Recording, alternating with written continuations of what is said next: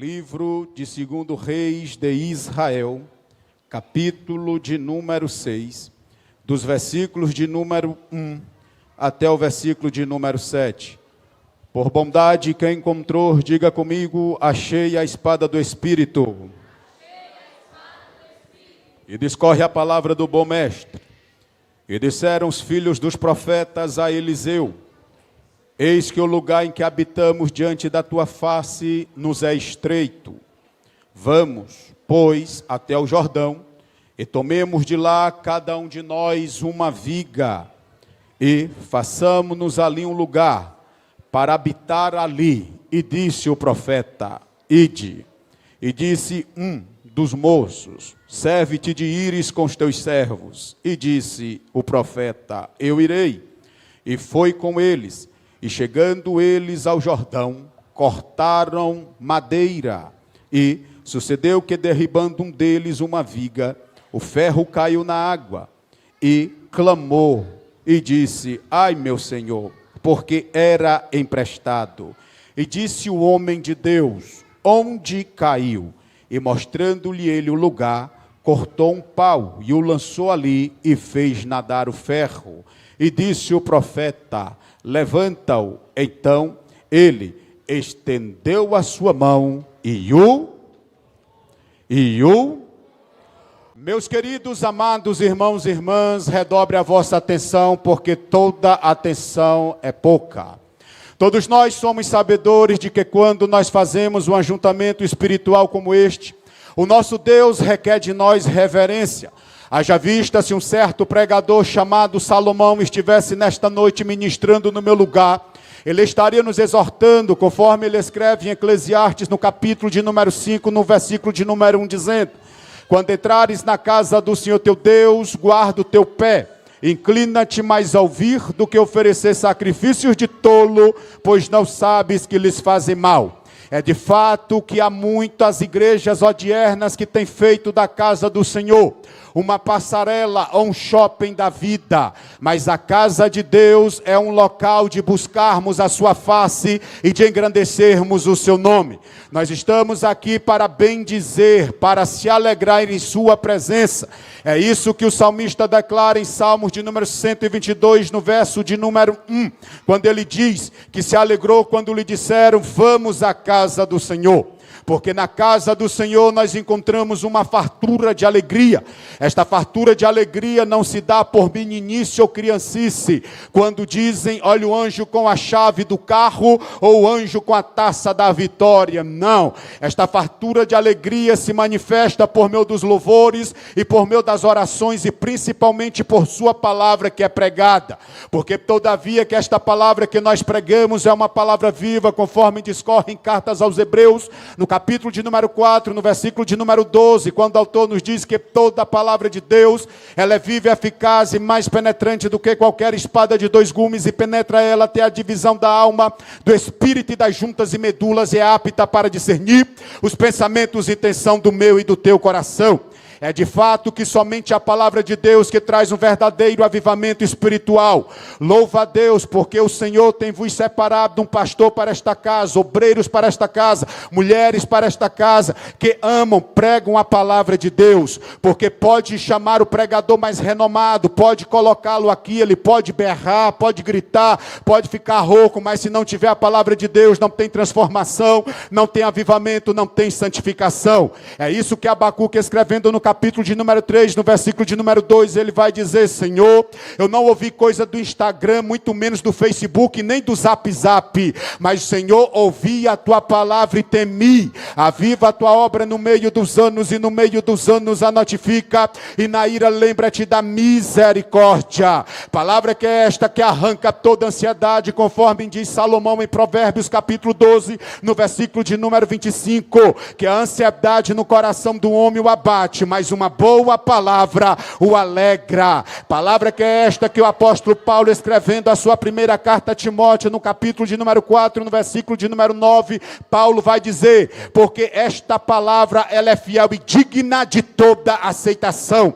Haja vista que Paulo também, escrevendo a sua segunda carta a Timóteo, porém no capítulo 3, versículo 16, Paulo vai dizer que toda a escritura é divinamente inspirada e proveitosa para ensinar, para redarguir, para corrigir, para instruir em justiça. Palavra que é esta, servos e servas do Senhor, que coloca o povo, a igreja de Jesus de pé. É isso que o salmista declara em Salmos de número 119, no versículo de número 116. Sustenta-me, ó Senhor, conforme a tua palavra, para que eu viva e não me deixe envergonhado no dia da minha esperança. Meus queridos, amados irmãos e irmãs, preste bastante atenção. Se possível for, deixe o texto sagrado no livro de 2 Reis, capítulo de número 6, marcado dos versículos de número 1 até o versículo de número 7. Quero extrair aqui algumas lições que o Espírito Santo de Deus tem a nos revelar nesta noite. Nesta noite, me permita aqui subordinar o tema desta mensagem: recuperando o que se havia perdido. Quem sabe você pode me perguntar: Henrique Lima, o que isso tem a ver com culto de missões? Fica comigo até o final, que você vai receber uma porção da palavra de Deus que manifestará-se em teu coração. Mas antes de nós aqui adentrarmos neste texto tão precioso, pastor Laércio, querida amada igreja, é necessário vos falar de um grande missionário que deixou um grande legado para toda a igreja. Este missionário se chamara Jesus Cristo. Jesus Cristo, quando vier a esta terra, ele exercera um ministério que foi de amar, de acolher e de servir. É isso que o Evangelho de Marcos, escrevendo no capítulo de número 10, no versículo de número 45, ele enfatiza que, sendo Jesus filho de Deus, ele nunca veio para ser servido, mas ele veio para servir e dar a sua vida em resgate de muitos. É bem de fato que há muitos pregadores hereges nos dias odiernos que dizem que o meu teu Jesus tinha uma casa de praia. Isto é pregador que vive em Instagram, Facebook e não lê a palavra. Mas a minha Bíblia, a tua Bíblia diz que ele percorria por todas as cidades, por todas as aldeias, pregando e anunciando o reino de Deus, curando e repreendendo muitas enfermidades e moléstias e demônios que habitavam no meio daquela multidão. É de fato que o meu e o teu Jesus, quando ele começa a caminhar, acompanhado com o colegiado apostólico, ele olha para a direita, para a esquerda, para frente, para trás, encontra Pedro, encontra Tiago, Bartolomeu, Tadeu, Tiago filho de Alfeu, Judas Iscariote, Tomé e os demais outros. Depois ele percebe que havia uma grande multidão que é esta, que não tinha o pastor Laércio, muito menos meu amigo Josenildo, e nem os obreiros desta casa, que pudesse pregar, anunciar a palavra de Deus. Jesus Cristo então olha para os discípulos e diz: está vendo aquele povo? Eis que aquele povo anda como ovelhas desgarradas, que ao qual vão direto para o matadouro, que não tem ninguém que possa anunciar a palavra de Deus. É de fato que quando Jesus Cristo chega em um grande campo, e naquele período era tempo da colheita, estou sentindo a graça de Deus de pregar para alguém nesta noite. A Bíblia nos diz que então era tempo da colheita, e Jesus percebe que existia muitos frutos para se colher, mas porém ele percebe que há uma ausência ali de ceifeiros, pessoas, coletores, que pudessem coletar os frutos daquela terra. Jesus logo faz ali uma aplicação, uma parábola. Ele olha para os discípulos e diz: semelhantemente é o reino de meu Pai, grande é a sua seara, mas poucos são os ceifeiros. E nesta noite o Senhor me traz para dizer a esta igreja: você é um escolhido dele, você não é obra do acaso. Jesus te escolheu para fazer a diferença nesta terra. Mas irmão Henrique, eu nunca fui ao qual ungido, nem consagrado a nenhum cargo, nenhum ministério, não tenho nem de anel PhD em teologia, não precisa disso.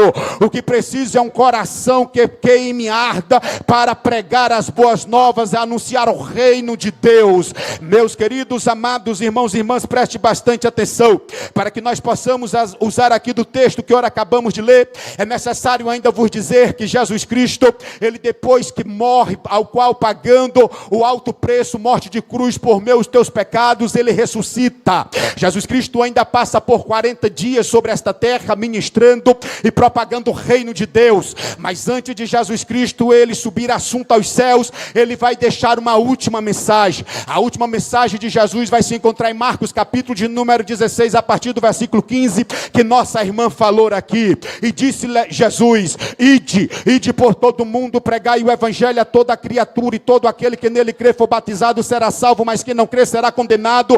E estes sinais seguirão somente os que crê. Em meu nome expulsarão demônios, em meu nome falarão novas línguas, em meu nome pegarão em serpentes, em meu nome se beber alguma coisa mortífera não morrerá, em meu nome colocarão a mão sobre os enfermos e os curarão. Isso só seguirá na vida dos que creem. Se você ainda crê que Jesus cura, que Jesus transforma, então viva esta fé, uma fé de prática, uma fé de ordenança, de assim propagar o ide do Senhor. E Jesus Cristo, então, servos e servas do Senhor, a Bíblia vai nos dizer que está próximo de ele subir assunto aos céus. Jesus Cristo, ele vai então para o Monte das Oliveiras. Os discípulos estão agora lá em Jerusalém. Jesus pede que os discípulos desçam. Eu imagino que então Jesus Cristo já preparado para ali aplicar a última mensagem.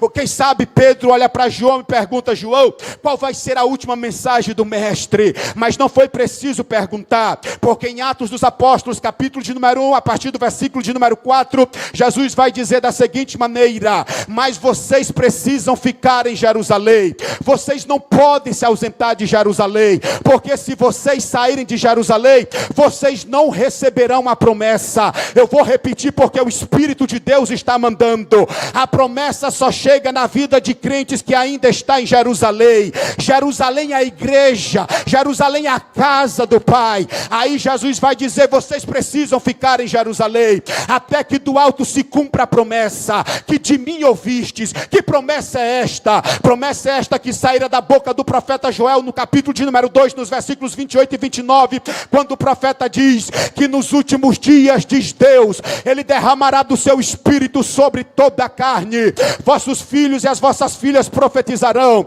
os vossos jovens terão visões, os vossos velhos sonharão sonhos, e Deus não fará acepção de pessoas, porque também sobre os servos e sobre as servas ele derramará do seu espírito. Eu preciso aqui profetizar uma palavra de Deus na vida de alguém, e ainda quem crê, levante as duas mãos para cima por bondade, com todo carinho, coloque a mão no ombro de um crente mais feliz aí, balance com carinho, sem quebrar o ombro deste crente, diga assim: a promessa se cumprirá se ainda nós ficarmos em Jerusalém. E Deus ainda tem promessa para esta igreja. Deus ainda tem o Espírito Santo para derramar sobre a vida dos que necessitam e anseiam desta tamanha graça. Olha para cá, não pisque os olhos, tenha paciência, porque estou só na introdução. A Bíblia vai nos dizer que então em Atos dos Apóstolos, capítulo de número 1, no versículo de número 8, Jesus diz: mas recebereis a virtude do Espírito Santo que há de vir sobre vós. Agora me permita, queridas irmãs, queridos músicos, queridos obreiros, quem recebe o Espírito Santo, meu amigo Josenildo, não é para ficar só em Jerusalém. Eu vou entregar tudo porque eu estou cheio de Deus nesta noite.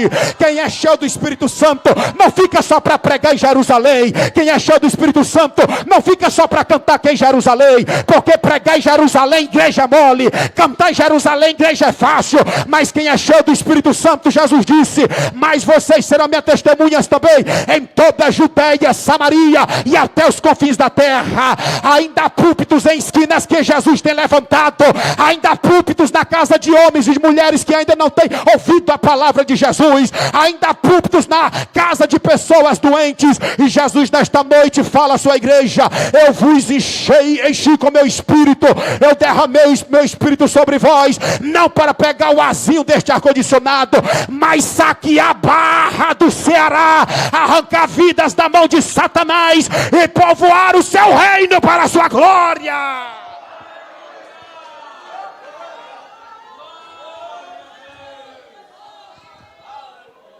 A missão da igreja é esta. Olha para cá, por favor. É isso que Paulo vai enfatizar em Romanos, de capítulo de número 10, a partir do versículo de número 13. Paulo dá uma afirmação, uma certeza, dizendo: pois todo aquele que invocar o nome do Senhor Jesus Cristo será salvo. Porém, O próprio apóstolo Paulo vai entrar com uma indagação quando ele diz: como, pois, invocarão naquele que não creram? Como crerão naquele que não ouviram? E como ouvirão se não há quem pregue? E como pregarão se não forem enviados? Quão formosos são os pés daqueles que anunciam a mensagem da paz, daqueles que anunciam a mensagem das boas novas. É isso, a missão da igreja é de propagar o ID do Senhor. É de fato que fazer missões não é entrar somente em um avião e ir para a Itália, para Roma. Eu não sou contra a missão transcultural, mas também podemos fazer missão lá dentro de casa para o filho que está afastado, lá dentro de casa para o marido que ainda não se converteu, lá dentro de casa para uma esposa que ainda não se converteu, lá no trabalho, lá na escola, na faculdade. É de fato que Deus impulsiona. O salmista fala em Salmos de número 2, no versículo de número 8, da seguinte maneira: pede-me e eu te darei as nações por herança, e os confins da terra por tua possessão. A tua herança é tu e tua casa, para dizer o que disse Josué, capítulo de número 24, versículo de número 15, que eu e a minha casa serviremos ao Senhor. Levanta as duas mãos para cima, por favor. Eu profetizo que Deus está levantando missionários dentro da sua casa. Eu profetizo que Deus está levantando missionários dentro da sua escola. Eu profetizo que Deus está levantando missionários dentro do seu trabalho. Homens e mulheres, jovens e crianças que não se envergonham do evangelho da cruz, conforme diz Paulo em sua primeira carta, no capítulo de número 1, no versículo de número 18, que a palavra da cruz é loucura para os que perecem, mas para nós que somos salvos, ela é o poder de Deus. Se é poder de Deus, abra sua boca e manda uma rajada de glória.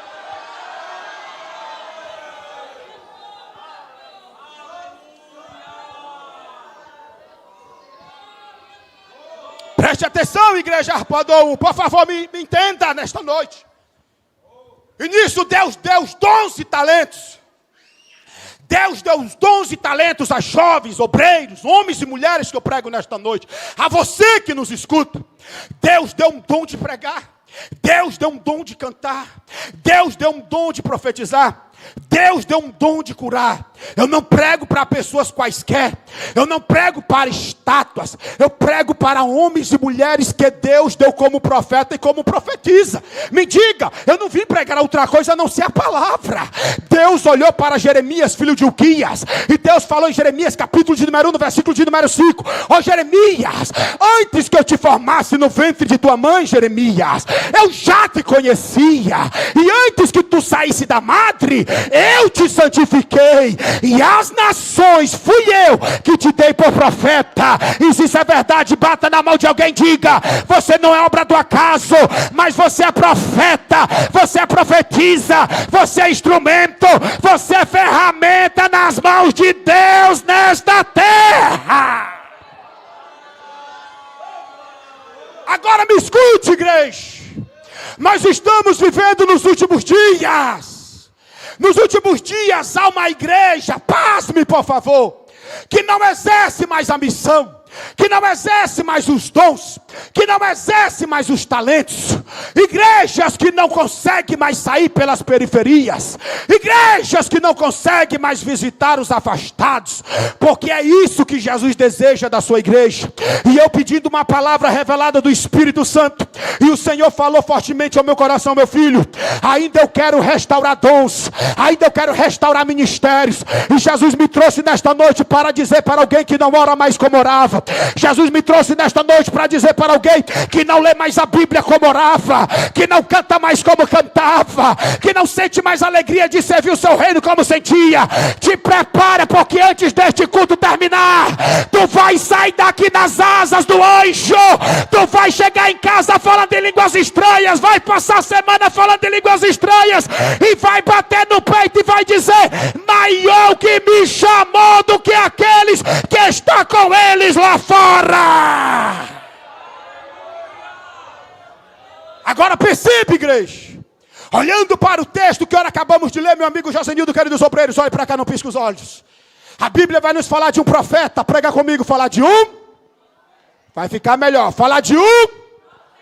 Quando nós falamos de profeta, nós falamos mensageiros do Senhor. Quando nós falamos de profeta, nós falamos de atalaia do Senhor. E quando nós olhamos para a Bíblia Sagrada, queridos obreiros, irmãos e irmãs, jovens, senhores e senhoras, preste bastante atenção. Deus tivera levantado dos seus profetas. Quando nos referimos à palavra profeta, um dos maiores profetas do Antigo Testamentário é conhecido como Elias. Elias é conhecido como o leão dos profetas. A Bíblia diz que Deus olha para uma pequena localidade chamada Tisbe. Tisbe pertencia à localidade de Gileade. E Deus diz: Elias, estou te levantando para ser profeta. Agora, quando Deus levanta alguém para ser profeta, olhe para cá, olhe para cá. Deus não levanta para ter fã-clube. Quando Deus levanta alguém para ser profeta, Deus não levanta para ter muitos seguidores no Instagram. Quando Deus levanta para ser profeta, Deus não levanta para viver tirando selfie por aí. Quando Deus levanta alguém para ser profeta, é para glorificar e anunciar o seu reino e a sua majestade. Deus então diz para Elias: Elias, te levanto para confrontar quem? Acabe e a sua perigosa esposa chamada Jezabel, e os 450 profetas de Baal, e os 400 profetas que comiam assentado na mesa de Jezabel, conhecido como os profetas de Azera, ou os profetas de Azerá. Todos nós sabemos o ministério de Elias. Deus usara conforme uma instrumentalidade peculiar nesta terra. O ministério de Elias passa, mas a obra de Deus nunca para. Eu vou repetir porque Deus está mandando. Na obra de Deus não tem pessoas insubstituíveis. Na obra de Deus não tem só um que canta. Na obra de Deus não tem só um que prega. Deus sempre vai levantar os pequenos para confundir os grandes. Deus sempre vai capacitar quem não é para confundir quem está se achando. Então, servos e servas do Senhor, nós sabemos que no final do ministério do profeta Elias estava ele choroso, e Deus manda que Elias saísse dentro daquela caverna. Deus manda Elias ungir 2 homens e mais um. O primeiro homem se chamava Azael, e Deus disse: Azael vai ser rei sobre a Síria. E Deus também disse que ele ungisse a outro que se chamava Jeú. Jeú, que fora filho de Nice. Este será, servos e servas do Senhor, rei sobre Israel. O primeiro fora rei sobre a Síria. Aí Deus olha para Elias e diz: Elias, já escolhi outro para ser sucessor teu, já escolhi outro para ser profeta no teu lugar, porque a minha obra é assim, Elias, nunca para. Eu sempre vou levantar um Eliseu nesta terra. Aí Deus diz assim: agora tu vai a uma localidade, e quando Deus manda alguém ir, ele não erra o endereço. Quando Deus manda alguém ir, ele sabe por onde está mandando. Deus não mandou Elias tomar um Waze, muito menos um mapa, porque Deus ali discriminou todo o endereço e a localidade.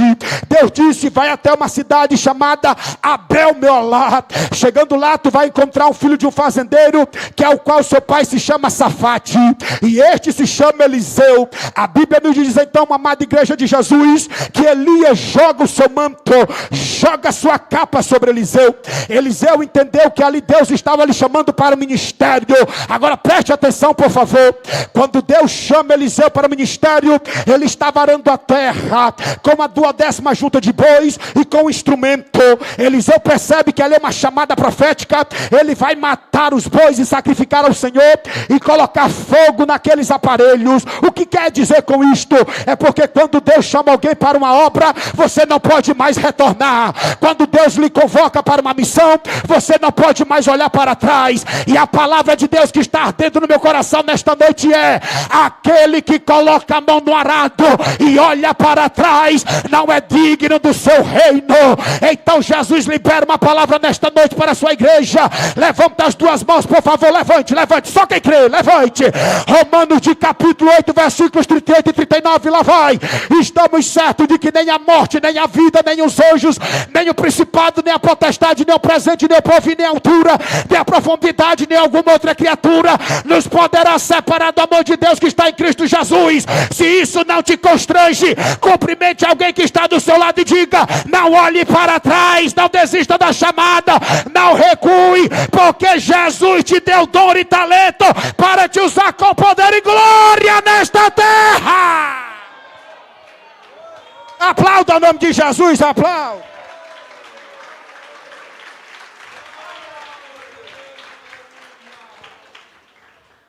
Meu Deus, vamos correr. Eliseu foi chamado para o ministério profético. Eliseu, ele então exerce muitos milagres. Dentre eles, quem não se lembra, pregou para um rei que era chefe do exército de Ben-Hadad, Naamã. Este próprio Eliseu foi aquele que repreendeu a morte que havia sobre a comida, a farinha dos profetas. Este mesmo Eliseu foi aquele que multiplicou o azeite da viúva.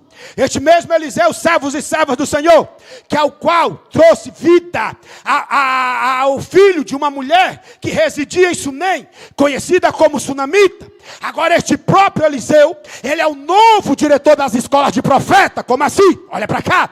A Bíblia nos diz que no tempo de Samuel, ele abriu uma escola de profeta, meu pastor Laércio. E nesta escola de profeta, olha para cá que isso aqui é tremendo. Se localizava em Gilgal, queridos obreiros. E não tem na Bíblia, não procure, é coisa de obreiro, como diz o nosso pastor Antônio José.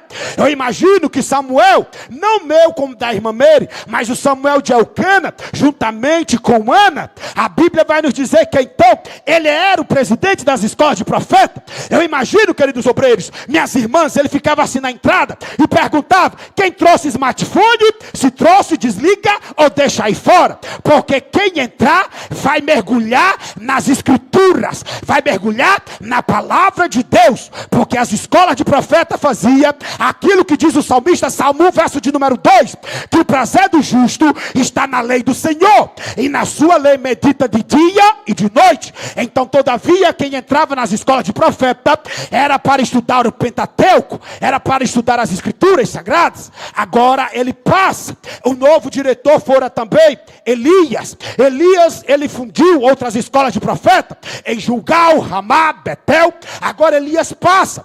O novo também diretor das escolas de profeta agora vai ser Eliseu. Preste bastante atenção, olhe para cá, por favor. Este Eliseu, ele fazia um percurso. Quando ele não estava em Gilgal dando aula, ele estava em Betel. Quando ele não estava em Betel, ele estava no Monte Carmelo orando. E diz alguns historiadores que esta localidade era lá em Jericó. E quando os filhos dos profetas percebem que Eliseu estava chegando para dar a sua aula, todos se reuniam em um local, queridos jovens, mas aquele local era pequeno. Suponho eu, quando falavam, Eliseu está vindo a Jericó, a cidade, os jovens que desejavam e ansiavam para o chamado profético, todos queriam ouvir Eliseu pregar. E se naquele dia, queridos obreiros, pasme por favor, se Deus falasse Eliseu, a mensagem hoje vai ser de bênção, eles estavam dando glória a Deus, aleluia. Mas se Deus falasse, a mensagem hoje vai ser de peia, vai ser de chicote, mas eles estavam lá para aprender. O que você quer dizer com isto? Aqui não tem, são em outras igrejas que pregam, mas há muitas igrejas crentes Nutella, que gostam de ouvir que agrada o seu eu, mas nós não estamos aqui para falar o que agrada o homem, nós estamos aqui para anunciar o que o reino de Deus quer falar, porque há muitos, quando ouvem uma mensagem que machuca, que vai de encontro à sua ferida, quer fazer cara feia e biquinho. Não faça não, porque esta palavra ela cura, esta palavra não deixa tu morrer espiritualmente. Me diga, vou dizer, olha para cá, Hebreus de capítulo 12, no versículo de número 11, o autor diz assim, ó: porque toda correção ao presente não parece ser de gozo, a não ser de tristeza, mas esta mesma correção, ela produzirá o fruto pacífico de justiça em cada um de vós. Sabe por que você não está agora nesta noite na balada? Sabe por que você não está numa beira de praia agora tomando cachaça? Sabe por que você agora não está se prostituindo? Porque Deus mandou uma palavra que machucou, mas esta mesma palavra que machucou, ela trouxe vida e trouxe santidade e regeneração para a tua alma.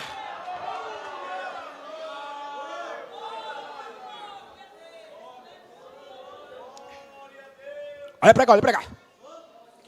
Eliseu chega em Jericó, chega em... Ele entra naquela casa, queridos jovens. Quando ele entra na casa, meu pastor Laércio, quem estava lá dentro não queria mais sair. E quem estava fora queria entrar. Mas quem estava dentro não deixava passar. Olha para cá, preste atenção. Agora que eu vou começar a pregar aqui, ó, olha para cá. Quem pisasse no calo de no pé de tinha que dizer que é crente. Hoje não. Vá pisar no calo do irmão, nem pisa.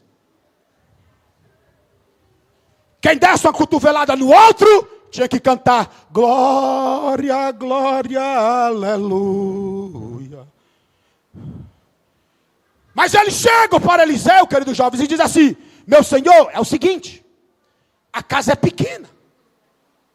Todavia que o senhor vem pregar aqui, ou senão se o pastor Laércio vier no dia seguinte, não dá para ninguém.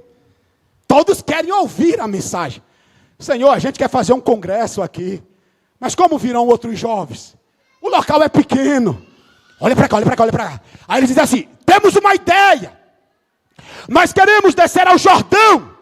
Porque o Jordão naquela época, meu amigo Josenildo, queridos obreiros, era tempo de cheia. O Jordão estava, queridos jovens, senhores e senhoras, ladeado de árvores. E eles disseram: queremos derrubar árvores. E lá mesmo, levantar um espaço maior, para que quando o Senhor retornar, muitos possam estar conosco. Muitos possam ter o privilégio de ouvir a mensagem, a palavra de Deus. Aí Eliseu disse assim: joia, tem a minha permissão. Eles não são besta. Eles dizem assim: mas a gente não quer descer só, a gente quer que o Senhor nos acompanhe. Isso aqui é tremendo, igreja, porque coisa boa é andar com quem fala das coisas dos céus. Coisa boa é andar com quem fala as coisas de Jesus. Para de andar só com quem fala do campeonato brasileiro. Para de andar só quem fala da Libertadores. Para de andar só quem fala que está passando no cinema. Para de andar só quem fala de novela. E volta a andar com quem fala as coisas grandezas do reino de Deus. E eles dizem, eles perguntaram, aliás: o senhor pode descer conosco? E Eliseu disse: eu irei. Eles iam derrubar a árvore, eles iam exercer um ofício. Agora olhe para cá: ninguém derrubava a árvore naquela época na tapa, ninguém derrubava a árvore naquela época no chute. Não tinha motosserra, queridos irmãos. Para se derrubar a árvore tinha que ter uma ferramenta, e esta ferramenta se chamava o machado. E naquele período era o período do ferro. O ferro era muito caro. O dinheiro que havia caído na conta deles nem se comprava um prego sequer. Então eles tinham que ir na casa dos senhores. Eles então batia, queridos músicos, e quando o Senhor abria a porta, eles falavam assim: a gente vai descer ao Jordão, a gente vai derrubar árvores, e lá nós vamos fazer um galpão maior. Mas para derrubar a árvore, a gente precisa de machado. O Senhor nos empresta o machado. Então cada jovem, cada mancebo pegaram consigo o machado. Eles desceram então o Jordão. Eles começaram a entoar cântico a Deus, porque coisa boa é trabalhar na obra de Jeová. Coisa boa é trabalhar para o reino de Deus. Então cada vez mais que eles derrubavam árvores, eles estavam glorificando a Deus. Mas porém, servos e servas do Senhor, dentre eles vai ter um jovem que não vai derrubar mais árvores. Dentre eles vai ter um jovem que não vai mais exercer a sua chamada, que não vai exercer mais o seu ofício. Eu estou sentindo Jesus aqui bem pertinho de mim, e eu vou falar é tudo. Jesus me traz nesta noite para despertar alguém. O Espírito Santo está com saudade quando tu pregava. O Espírito de Deus está com saudade quando tu profetizava. O Espírito de Deus está com saudade quando tu cantava. E Ele me traz nesta noite para te dizer: o diabo queira ou não queira, ele vai restaurar a chamada na tua vida.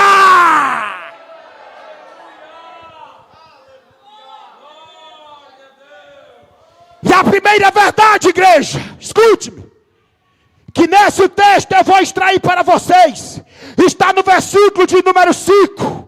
E sucedeu que, derribando deles uma viga, ele percebe que o ferro caiu na... Isso, vai ficar melhor. Que o ferro caiu na... O machado era composto por 2 utensílios. Quantos utensílios? Quantos? O primeiro era o cabo, meu pastor Laércio. O cabo não importa tanto, queridos jovens. O segundo era o mais importante, que era a lâmina, que era o ferro. Porque quem está com cabo e perde a lança, só machuca a árvore, mas não derruba a árvore. Você pode até perder o cabo, mas se você tiver com a lâmina do machado, a árvore vai cair. Mas nos últimos dias, tem pessoas que estão machucando árvores. Por quê? Porque em vez de estar com a parte cortante do machado, que é a lâmina, que é a palavra de Deus, está só com cabo, está só machucando, está só ferindo a árvore. E nesta noite Deus faz uma pergunta para a sua igreja: e aí, nesta noite, você está andando com o cabo do machado ou com a lâmina do machado? Não responda, porque é entre você e Deus. Então, servos e servas do Senhor, aquele jovem, ele percebe que a parte cortante do machado caiu no Rio Jordão. Ele então estava vivendo só de aparência, igreja. Olha para cá, obreiros, ó. Ele estava só com cabo. Enquanto eles batiam, nada acontecia. Enquanto ele batia, a árvore não caía. É isso que está acontecendo nos últimos dias. A igreja de Jesus está precisando do derramamento do Espírito Santo de Deus. Porque para pregar tem que se pregar com o Espírito Santo. Para cantar tem que cantar com o Espírito Santo. Para profetizar tem que profetizar com o Espírito Santo. Não adianta ter certificado de bacharel em teologia, mas tem que ter a presença do Espírito Santo de Deus. A primeira verdade, igreja, que ele exerce para ele recuperar aquilo que ele havia perdido, ele reconhece que ele perdeu a parte cortante do machado. Ele não corta mais árvores. Ele não derruba mais árvores, queridos obreiros. Queridas irmãs. Por quê? Porque ele perdeu a parte principal do instrumento, que foi a lâmina. Não adianta ter uma vozinha bonita. Não adianta ter uma boa exegese, uma boa oratória. Se não tiver o Espírito de Deus na sua vida, nada vai acontecer. Nada vai se manifestar. E nesta noite Deus está dizendo: o Espírito Santo ainda está sobre ti, para te usar com poder e glória nesta terra. Mas é necessário reconhecer que você entristeceu o Espírito Santo. Não é que o Espírito Santo deixou de ser teu amigo, mas foi você que se afastou dele. Mas nesta noite ele quer voltar para ti e fazer maravilhas e prodígios por meio da tua vida. A primeira lição, ele reconhece que perdeu. Ele reconhece que mas ele exerce uma segunda lição, irmãos. Olhe para cá. A segunda lição, queridos obreiros músicos, eu acho tremendo, meu pastor Laércio. Depois que ele reconhece que perdeu, meu amigo José Nilton, a Bíblia vai dizer que ele clamou, jovens. Ele.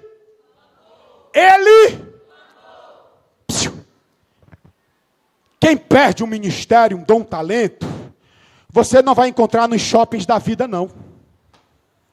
Você não vai comprar novamente no centro da cidade, não.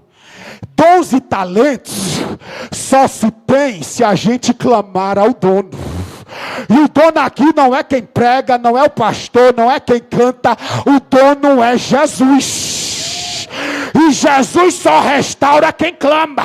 E a Bíblia diz, olha para cá, isso aqui é tremendo, igreja. Ele reconheceu que perdeu a parte cortante do machado. Ele então começou a clamar. E a igreja só tem um derramamento do Espírito Santo quando clama. De fato, que em Atos de capítulo 2, quase 120 estavam clamando e dizendo, cumpra-se sobre nós a promessa. Então, para a promessa acontecer, jovens, tem que clamar.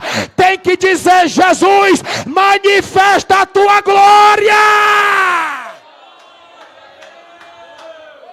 Agora fala bem baixinho para quem está do seu lado e diga assim, ó. E a igreja quando clama, Jesus responde.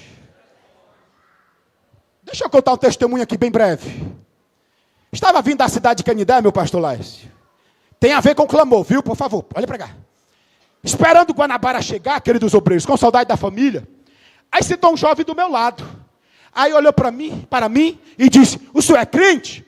Aí eu nem merecia, mas Jesus me salvou.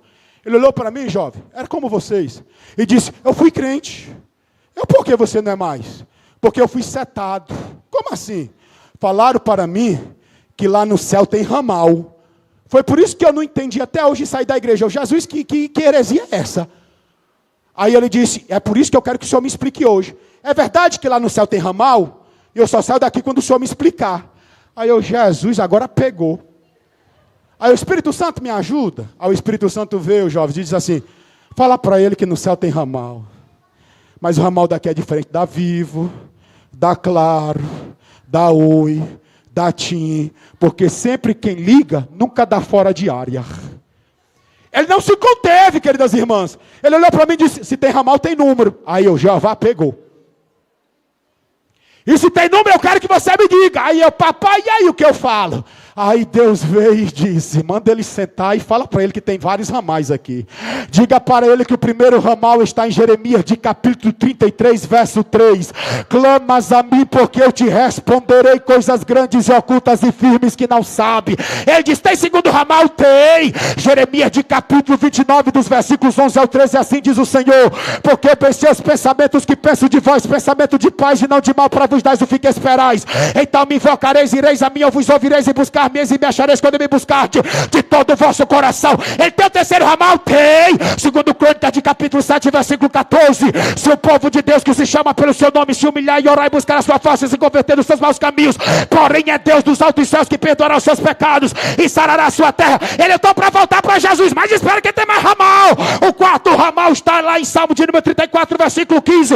Os olhos de Deus estão sobre o justo e os seus ouvidos atentos ao seu clamor. Tem quinto ramal? Tem. Mateus de capítulo 7, versículo de número 8. Aquele que bate se abre, aquele que pede recebe, aquele que busca encontrará. E tem o sexto? Tem. Romanos de capítulo 12, versículo 12. Alegrai-vos na esperança, sede paciente na tribulação, perseverando na oração. Tem o sétimo para voltar para Jesus? Tem. Lamentações de capítulo 3, versículo de número 29. Põe a tua boca no pó desta terra, porque talvez haja esperança. Ele voltou para Jesus, eu voltei para casa, dando glória a Deus, aleluia.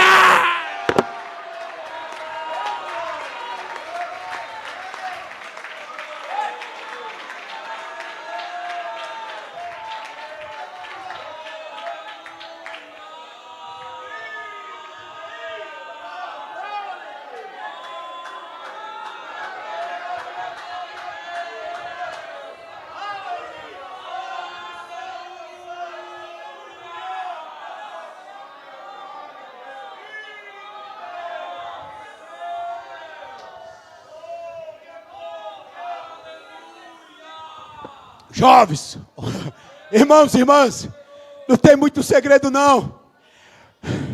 Não precisa você deixar a tua carne queimando meio-dia e bater na porta da profetisa. Não precisa tu subir monte meio-dia, descer lá queimando. O que precisa é tu entrar em teu quarto. Entra no teu quarto em secreto busca o teu Deus em secreto, Ele te responderá. Clamas porque Deus ainda tem coisas ao favor do seu povo para responder a cada um de vós. Pastor Laércio, querida igreja, ele clamou. Ele primeiro, igreja, irmãos, reconheceu que perdeu. E ele não queria ficar mais sem ser usado na obra. Então ele diz, eu perdi. Ele depois clama, diz, meu Senhor. E a terceira lição, pastor Laércio, isso aqui é tremenda, viu, igreja? Está na Bíblia, viu? Quando Eliseu olha, ele diz assim, ó, meu Senhor, é o seguinte. O que eu perdi nunca foi meu. Tem dono. É emprestado.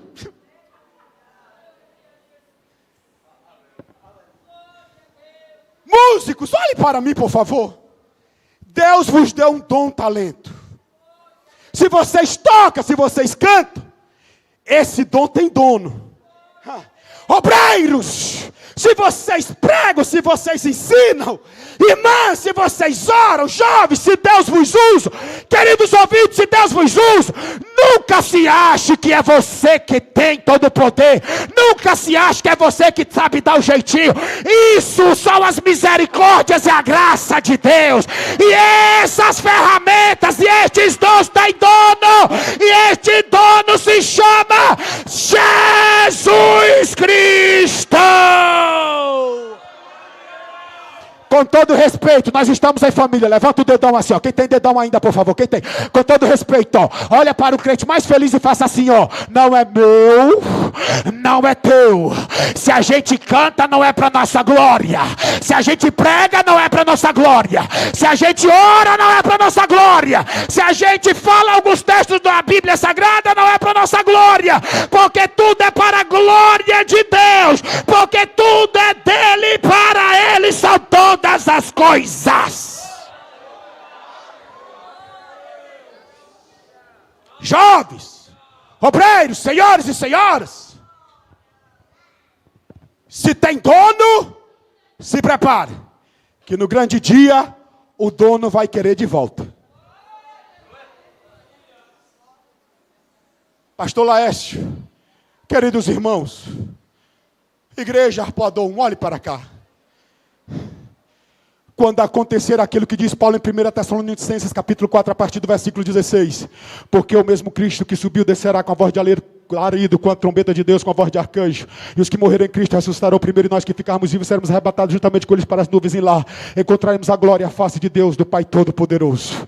Quando acontecer aquele grande advento que diz em Mateus capítulo 25, versículo 6, que se ouvir um grito, aí vem o noivo, sai-lhe ao encontro.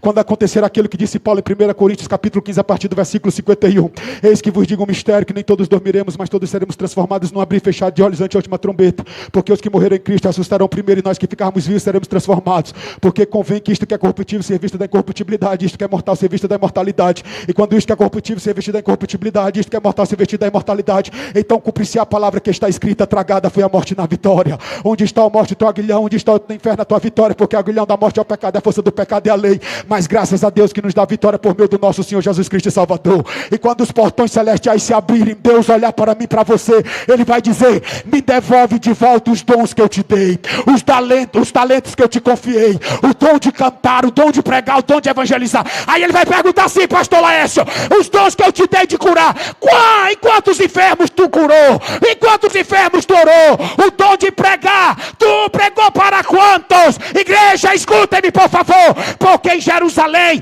todavia nós somos um leão, mas quando a gente chega em casa, a gente não passa de uma ovelhinha muda, um cordeiro que não abre a boca sequer. Eu conto aqui o testemunho. Alguns meses atrás, Deus levou um dos meus bens mais preciosos, que foi a minha mãezinha. Está mais ou menos com uns 4, 5 ou 6 meses. Eu me lembro bem. Todavia chegava na sua casa muito católica, pregava a palavra, falava da palavra, orava e dizia: trabalhe, Espírito Santo de Deus. Mas nos últimos dias, nos últimos momentos da sua vida, eu fui decidido naquela noite, fui para a sua casa, ela deitada naquele leito, olhei para ela e disse: minha mãe, me escuta? Escuta, meu filho, a sua bênção, minha mãe.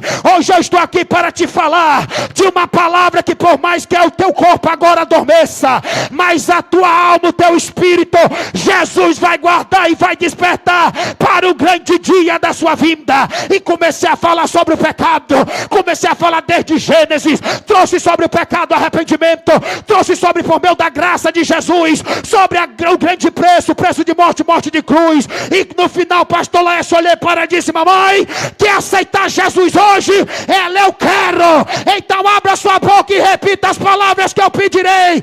Assim ela aceitou a Jesus, morreu, mas eu sei que no grande dia o Pai desperta lá.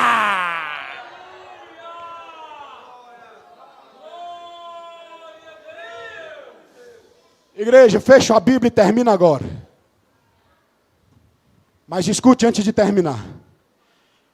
A primeira lição que a gente aprende nesse texto é que ele reconheceu que perdeu a parte cortante do machado. A segunda lição é que ele reconhece que precisa clamar. A terceira lição é que ele sabe que não é dele, tem dono, e ele precisa ter de volta novamente e trabalhar na obra. Mas a última lição, preste atenção, termina aqui agora. É que Eliseu chega, pastor Laércio, querida igreja, olhe para cá. Eliseu, ele não vai perguntar a outros jovens. Eliseu era profeta. Eliseu podia apontar e dizer assim: minhas irmãs, foi ali, não foi? Não. Mas Eliseu olha para quem perdeu a ferramenta e pergunta: onde caiu? E quem perdeu teve que apontar: foi ali, Senhor. Foi ali que a parte cortante do machado caiu. O que é que a gente aprende? Quem vai dizer onde você errou e você pecou? Quando você deu aquele vacilo, e o Espírito de Deus não é mais como foram outras horas na tua vida, que você não sente mais aquela alegria, não é o pastor desta igreja, não é o teu líder, mas é você mesmo que vai ter que reconhecer: Deus, quando eu fui por aqui eu percebi que senti uma frieza, eu percebi que aquele fogo não fumega mais na minha vida. Deus, quando eu falei aquilo que não era para falar, Deus, eu perdi a sensibilidade do toque do teu Espírito Santo. Deus, quando eu fui para aquele programa e o Espírito Santo disse: não vai, mas eu desobedeci e fui. Deus, quando eu assisti aquilo que não era para assistir, e o Espírito Santo dizia: a candeia do corpo é o olho. Se teu olho for mau, todo o teu corpo será tenebroso. Porém, se teus olhos forem simples, todo o teu corpo será luminoso. Vê, pois, que a luz que está em ti não seja trevas. Mas eu continuei assistindo, e eu sinto que entristeci o Espírito Santo, e não sou mais o mesmo crente de outra hora. É você mesmo que tem que reconhecer. E ele aqui reconheceu, querida igreja. Escute-me. Quando ele disse assim, ó, foi ali que caiu a parte cortante do machado. Agora, pastor Laércio, preste atenção. Os instrumentos bem baixinho, por favor, me ajuda. Ó, olhe para cá. O que eu vou falar você não encontra na internet não, viu? É o Espírito Santo. Enquanto a parte cortante do machado estava sendo usado, ele brilhava. É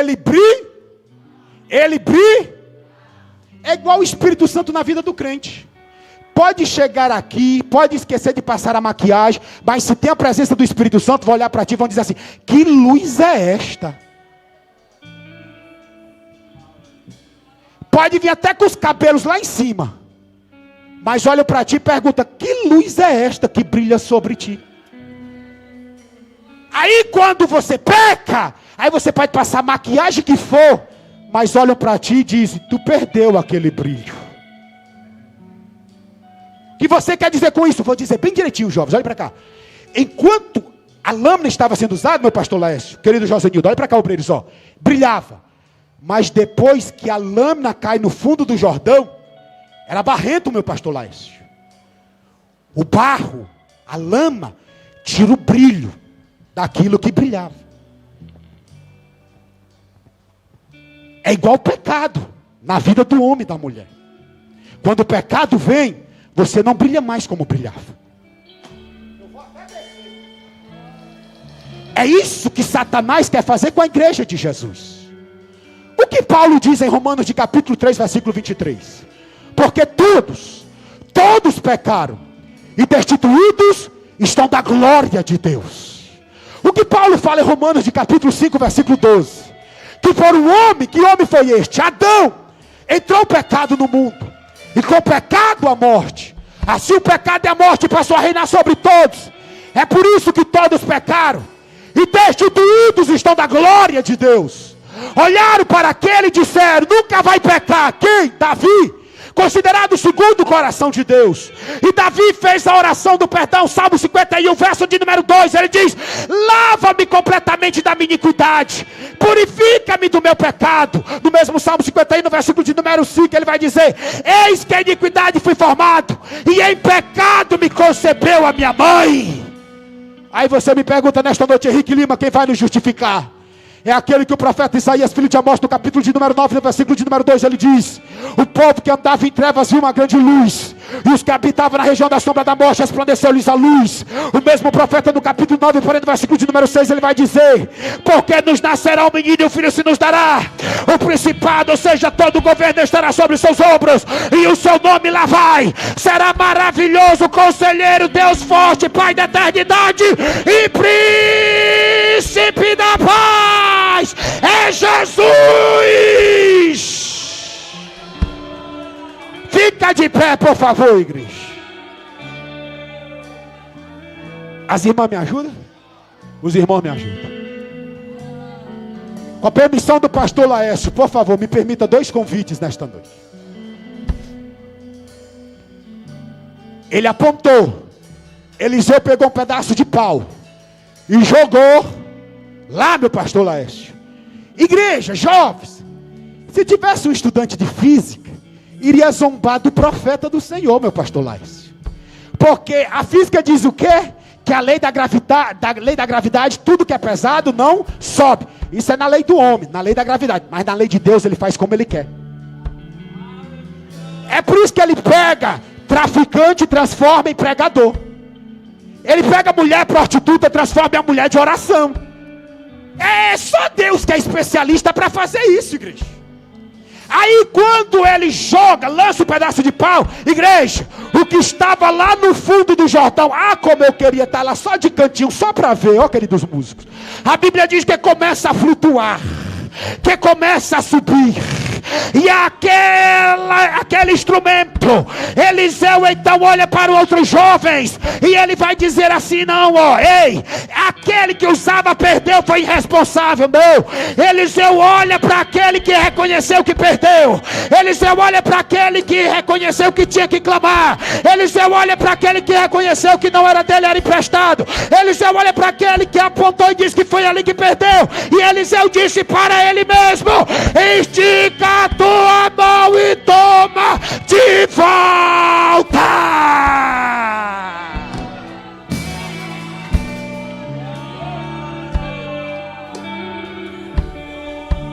Feche seus olhos agora por bondade. Incline a sua cabeça. As irmãs aqui vão começar a louvar bem baixinho. E o Espírito Santo nesta noite está chamando você. Você que nesta noite deseja se reconciliar com este Jesus. Você que nesta noite sabe que o diabo quis parar a tua vida, a tua chamada. Saia da sua cadeira, vem aqui correndo.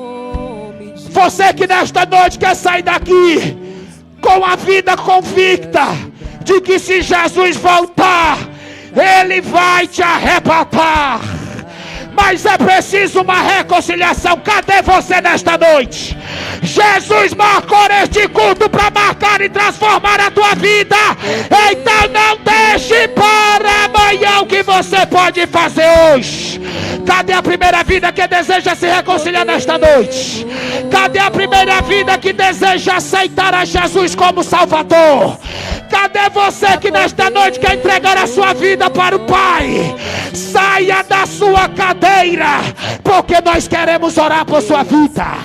Venha, venha, venha, venha, porque Jesus quer restaurar o ministério, quer restaurar os dons, os talentos que o diabo quis parar de manifestar na tua vida. Venha, venha, venha, venha, porque Jesus quer restaurar nesta noite. Venha, porque Jesus nesta noite quer sarar. Jesus quer transformar.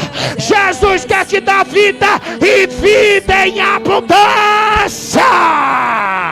Para cadeias quebrar, cadeias quebrar. Oh, Espírito de Deus. Quebrar. Oh, Lamandarabacalai. Isso. Feche seus olhos, deixe o Espírito de Deus trabalhar na sua vida. Faça uma introspectiva nesta noite. Faça, faça, faça. Será que você é aquele crente ainda do primeiro amor?